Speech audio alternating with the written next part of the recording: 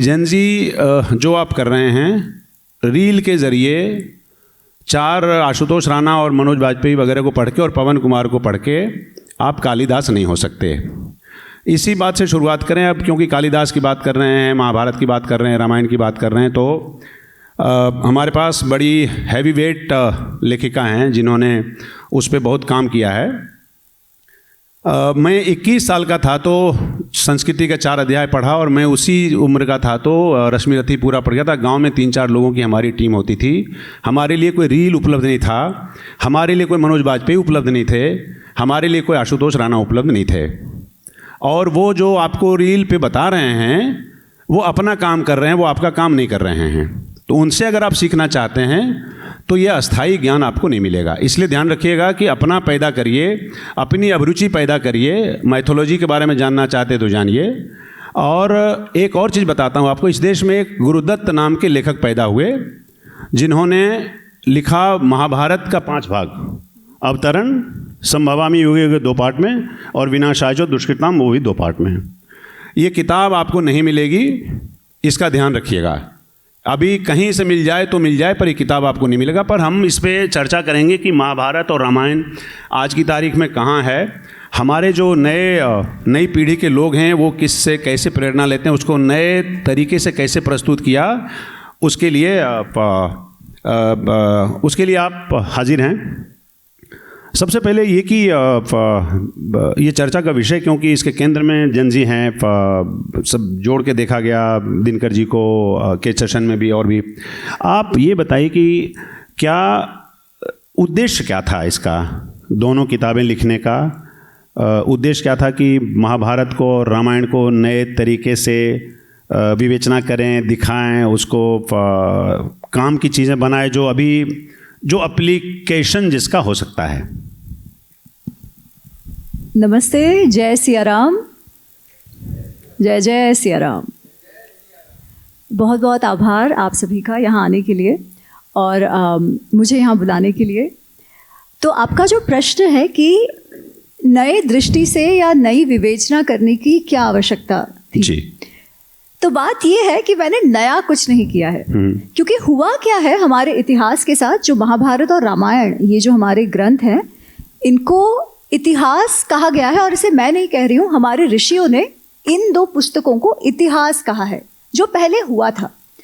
अब जाते जाते आगे चलते चलते ये हो गया है कि बहुत सारे कवियों ने अपनी दृष्टि से, अपनी मनोभावना से पुनर्कथन लिखे, थोड़ा बहुत प्लॉट चेंज हुआ। फिर आगे बढ़ते बढ़ते जब इंडिपेंडेंस, स्वतंत्रता के बाद के जो लेखक हैं, उन्होंने बहुत सारा फिक्शन इस पर लिखा।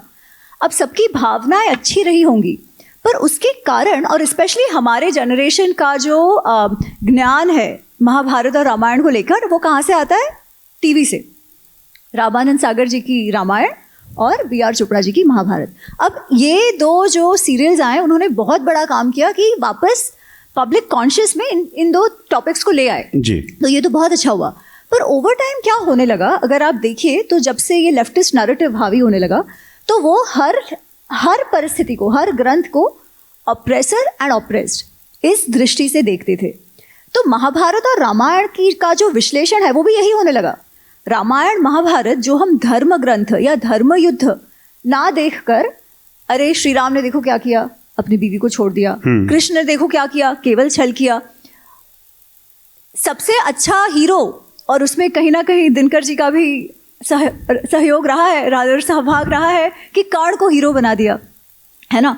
और कर्ण जो है वो हमें कहा जाता है कि भाई वो बेचारा, उसमें तो सभी स्किल्स थे, सभी सामर्थ्य था, परंतु जालिम दुनिया, है ना, तब की जालिम दुनिया, उसके कारण वो कुछ ना कर पाया।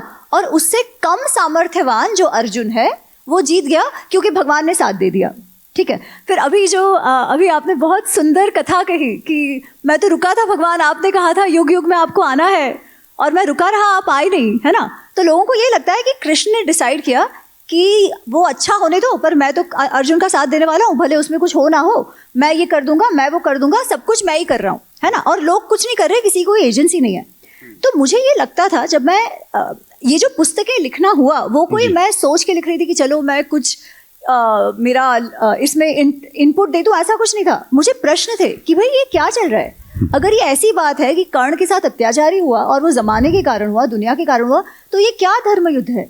अगर किसी इंडिविजुअल को अपने मेरिट के लिए कुछ मिल भी नहीं रहा है, या फिर केवल क्योंकि कृष्ण साथ थे इसलिए पांडव अच्छे थे, या श्री राम के तो आज के दिन में आज उनके मूल्य वैलिड ही नहीं है, क्योंकि लोग हमारे कथावाचक कहते हैं कि श्री राम के मूल्य जो है वो इस कलयुग के लिए नहीं है ना? आप सबने सुना है ना?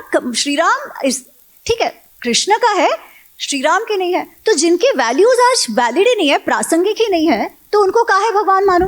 तो ये सब प्रश्न मुझे होते थे। फिर मैंने कहा यार इसका अगर उत्तर ढूंढना है तो पढ़ना पड़ेगा। अब पढ़ने के लिए फिक्शन, तो फिक्शन में तो यही कोई कुछ कह रहा है, कोई कुछ कह रहा है। मैंने कहा चल क्या रहा है? फिर इसलिए मैं ग्रंथ जिन्हें हम वेदव्यास जी का महाभारत और वाल्मीकि जी रचित रामायण कहते हैं, क्योंकि स्रोत जिसे हम कहते हैं सोर्स, वो तो वही है, तो वो पढ़ना शुरू किया। और जब मैं पढ़ती गई तो ये जितने भी मेरे प्रश्न थे उसके उत्तर मिल गए, क्योंकि ये जो कन्फ्यूजन, जो भ्रांतियां थी, वो इसीलिए थी क्योंकि हम ग्रंथ नहीं पढ़ते। और ये अजीब अजीब नैरेटिव्स खड़े होते हैं, अजीब अजीब, जैसे मैंने कर्ण का कहा या कृष्ण का कहा या अर्जुन का कहा, ऐसी ऐसी धारणाएं हमारी हो जाती है। तो मैंने जो पुस्तक में लिखा है वो मैंने मेरा कुछ नया विश्लेषण या विवेचन नहीं लिखा है। मैं केवल इतना कह रही हूँ कि ठीक है, सब आप फिक्शन लिखिए, जो करना है ठीक है, पर पहले वेदव्यास जी और वाल्मीकि जी ने जो कहा है वो तो पढ़िए। और जो भ्रांतियां, क्योंकि हमने उन ग्रंथों को पढ़ना छोड़ दिया इसलिए समाज में आ गई हैं, उनको तो जानिए। तो बस ये छोटा सा मेरा उद्देश्य है कि हम ग्रंथों को उनके रूप में देखें, जो अगर मैंने कंटेम्पराइज किया है कि समकालीन क्या किया है, तो भाई हमारी भाषा में लिखा है जो आज के युवाओं को समझ आए, पर लिखा वही है जो हमारे ऋषियों ने कहा है। ये नया इसीलिए लगता है क्योंकि हमने पढ़ना छोड़ दिया है। पर अगर कोई उन ग्रंथों को पढ़ेगा तो फिर मेरे में ऐसा कुछ नया नहीं है।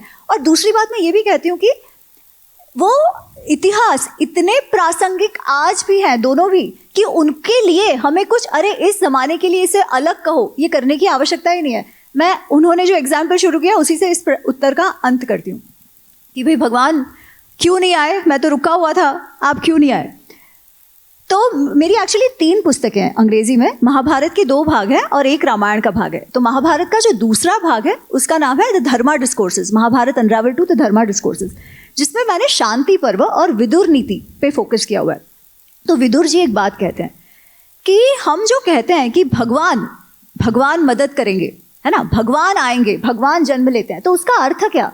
तो विदुर समझाते हैं, विदुर कहते हैं कि भगवान हेल्प करेंगे या भगवान विनाश कर देंगे, उसका अर्थ ये है कि भगवान अगर आपका भाव और इंटेंशन सही है तो आपकी बुद्धि को वैसे प्रेरणा देंगे कि आप सही निर्णय लो, या आपका नुकसान जो हम कहते हैं भगवान करना चाह रहे हैं तो वो आपकी बुद्धि को भ्रष्ट कर देंगे। आप स्वयं जाके ऐसा निर्णय लोगे कि आपका खराब होगा, कोई कुछ नहीं कह रहा है। और इसीलिए महाभारत में कृष्ण क्यों नहीं लड़ते?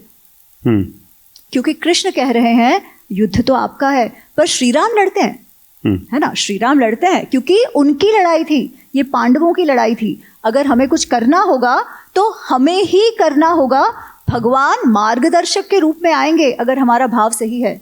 पर युद्ध तो हमारा है, संघर्ष तो हमारा है, सभी को लड़ना पड़ता है, और लड़ोगे तभी आगे बढ़ोगे। कोई ऐसा कोई पर्टिकुलर स्टडी आपका है जो लगा कि नहीं एक अमुक कालखंड अंतराल तक सब कुछ सच पढ़ाया जा रहा था, रामायण बिल्कुल वैसा ही था, वैसा ही पढ़ाया जाता जैसा है, महाभारत वैसा ही दिख रहा था जैसा हुआ था, और कहाँ के बाद उसमें गड़बड़ी पैदा हुई और लगा कि उसके बाद डाइवर्ट हो गया और फिर उसके बाद वो डाइग्रेशन वापस हम कभी लौट नहीं पाए? एक्चुअली इसमें कैसा है ना, जैसे मैं ये जो हम कह रहे हैं कि पुनर्कथन वगैरह होते हैं, ये आज की बात नहीं है, क्योंकि भारतीय संस्कृति में, भारतीय दृष्टिकोण में पुनर्कथन, क्रिएटिव लिबर्टी, ये हमेशा से रहे हैं। जिसका उदाहरण मैं आपको देती हूँ। आपने कालिदास का नाम लिया, कवि कालिदास हमारे श्रेष्ठतम कवियों में से एक हैं संस्कृत के। उनकी सबसे फेमस कृति कौन सी, आप कोई जानते हो? आप नाम बता पाओगे? शाकुंतलम, अभिज्ञान शाकुंतलम। तो अभिज्ञान शाकुंतलम में शकुंतला का जो पात्र है वो कैसा है? बिचारी विरह में है, प्रेम में है ना, और रस है जीवन में, करुणा है। और क्योंकि दुर्वासा मुनि का श्राप उन्हें लगा है इसीलिए बेचारी जो है वो जो दुष्यंत है वो उनको छोड़ देता है और फिर जाके अंत में सब अच्छा हो जाता है, वो मिल जाते हैं। पर वो शकुंतला का कैरेक्टर एकदम प्यारी सी बेचारी सी नारी का है। महाभारत की शकुंतला ऐसी नहीं है। महाभारत की शकुंतला, जिसे हम आज के दिन में फाइस्टी कहते हैं ना, कि अपनी बात जोर से रखने वाली, जब वो दुष्यंत के, एक तो वो दुर्वासा ऋषि के श्राप वाली कोई बात नहीं है, जब वुमन एम्पावरमेंट वहां पे हुआ पड़ा है। दूसरी बात आपको बताती हूँ, रामायण में हम सब अहल्या की कहानियां जानते हैं, देवी अहल्या की, उनको पत्थर बना दिया गया था, सभी जानते हैं, है ना। क्या आप जानते हैं वाल्मीकि रामायण में उनको पत्थर नहीं बनाया गया था? कोई पत्थर वत्थर की बात उसमें नहीं है। क्या आप जानते हैं वाल्मीकि रामायण में इंद्र उनके साथ छल नहीं कर रहा है? सहस्त्राक्षम विघ्नाय मति चकार दुर्मेधे, ऐसा कहते हैं वाल्मीकि जी। जानकर कि ये इंद्र है, अहल्या विचलित हो जाती हैं और स्वयं, जो हम कंसेंट की बात कहते हैं ना, वो स्वयं राजी हो जाती है और उसके बाद कहती है संतुष्टास्मि, अभी मैं संतुष्ट हूँ, शीघ्रम गच्छ, जल्दी से जाओ, मेरे पति आ जाए उसके पहले आप जाओ। अहल्या का जो महात्म्य है वो क्यों है? क्योंकि उसके बाद अहल्या ने जिस प्रकार प्रायश्चित कर कर अपने सारे इंद्रियों पर, मन पर संतुलन हासिल किया, जो काबू में लाए, और वही बात जो विश्वामित्र ने की थी। विश्वामित्र जी जो थे, उन्होंने अपना जो विश्वामित्र जी क्षत्रिय राजा थे, क्या नाम था आप जानते हैं? कौशिक नाम के राजा थे, ठीक है। और उन्होंने अपनी तपस्या क्यों शुरू की थी? विश्वामित्र बनने के लिए नहीं, उसने तपस्या इसलिए की थी क्योंकि वशिष्ठ जी से उनको रिवेंज लेना था, प्रतिशोध लेना था, इसीलिए, क्योंकि ऋषि वशिष्ठ ने उन्हें गाय देने से मना कर दिया था। तो उस प्रतिशोध के अग्नि में जलते जलते उन्होंने तपस्या आरंभ की और बार बार गिरे, क्योंकि ये जो काम क्रोध लोभ मोह मद मात्सर्य की हम बात करते हैं वो नेचुरली आ ही जाते हैं हमें, पर अगर हम उन पर काबू कर पाए, कृष्ण की जो भगवत गीता है उसका पूरा थीम ही ये है कि किस प्रकार आपकी युक्त बुद्धि बन सके, तो वैसा आप कर पाओ तो आप कौशिक से विश्वामित्र और अहल्या से पंच कन्याओं में, जिन्हें सती कहा जाता है, वो आप बन सकते हो। ये कहानी है। पर आगे चल के क्या हो गया, क्योंकि स्त्री स्वयं से कंसेंट, ये कहानी आप कैसे कहो? अच्छा, बीच में काट रहा हूँ आपको, ये कैसे करप्ट कैसे हुआ होगा? कोई स्टडी हमारे पास जो ये बताए कि अमुक से अमुक शताब्दी के बाद ये बदल गया? नहीं, ये कैसा हुआ है ना, ये ओवर टाइम लेखक अपने दृष्टि से कहते गए। अच्छा, अभी और एक बात जो इसके पहले के सेशन में हो रही थी कि देसी और मार्गीय, एक है जो शास्त्रीय है और एक है जो लोकाचार में है, तो लोगों तक वो ज्ञान पहुंचे, इसलिए सभी ने अपने अपने समय अनुसार, अपने अपने परिस्थिति अनुसार वो कथाएं कही, और अब तक ना उसका प्रॉब्लम नहीं हुआ था। जैसे अगर आप वाल्मीकि रामायण और रामचरितमानस भी देख लो, आज वाल्मीकि रामायण कोई नहीं पढ़ता, मानस पढ़ता है, और अगर आज भारत में राम नाम जीवित है तो वो मानस के कारण है, ठीक है। परंतु मानस के राम और वाल्मीकि के राम में भी फर्क है। पर प्रॉब्लम कहाँ से आने लगा? जब इंडिपेंडेंस के बाद ये पूरा जो नैरेटिव ऐसा टर्न हो गया कि, क्योंकि अब तक अगर उन्होंने क्रिएटिव लिबर्टी लिया भी था तो भी जो भाव था कि ये भगवान है, ये धर्म है, वो भाव नहीं बदला था। धीरे धीरे वो ही बदल गया, क्योंकि सबको लगा क्रिएटिव लिबर्टी मतलब आप कुछ भी कर सकते हो। तो रामायण क्या बन गया? आर्यन द्रविडियन का युद्ध, कि द्रविडियन रावण और आर्यन राम। धर्म की कोई बात नहीं है, आइडेंटिटी की बात है, पहचान की बात है। कास्ट बीच में लेकर आए, जो कर्ण की बात है उसमें कास्ट लेके आते हैं, जेंडर लेके आते हैं, फेमिनिज्म लेके आते हैं, जबकि उद्देश्य कुछ और ही है। और कास्ट की तो कोई बात भी नहीं है, क्योंकि कर्ण जो है वो तो द्रोणाचार्य के शिष्य थे, वो केवल ब्रह्मास्त्र लेने के लिए जाते हैं परशुराम के पास, पर वो पूरा चेंज करके बता दिया गया। तो भाव भी चला गया, कनेक्शन भी चला गया, श्रद्धा तो चली गई थी। इसके कारण अब ज्यादा प्रॉब्लम्स होने लगे, और मेरे जैसे जो तब युवा जब मैं थी तब और कंफ्यूज हो जाते थे, और ऐसा लगता था फिर क्या है धर्म में अगर आज प्रासंगिक ही नहीं है तो। इसीलिए आज वापस सोर्स पर जाना अधिक महत्वपूर्ण हो गया है, जो कदाचित अब तक नहीं था।